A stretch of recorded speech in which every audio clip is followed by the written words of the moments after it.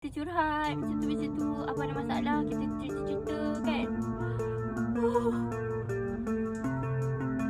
You kan side nombor sama tak? Aya Balqis dikenal sebagai selebgram asal Malaysia yang populer lewat konten, kecantikan dan gaya hidup di media sosial.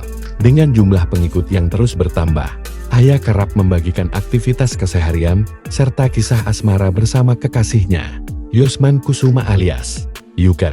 Hubungan keduanya dikenal publik cukup serius dan bahkan disebut telah mengarah ke rencana pernikahan.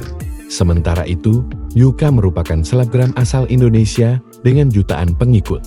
Ia aktif membuat konten keseharian, promosi produk, serta dikenal sebagai atlet tinju yang sempat menjuarai ajang WBL Indonesia.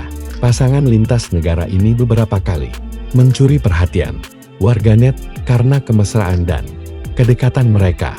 Namun citra hubungan tersebut mendadak berubah setelah Aya Balqis membongkar dugaan perselingkuhan Yuka dengan selebgram Julia Prastini alias Jule, yang selama ini dikenal sebagai sahabatnya.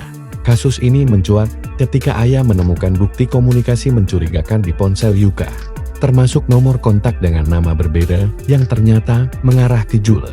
Temuan tersebut membuat Aya terpukul karena merasa dikhianati oleh dua orang terdekatnya sekaligus.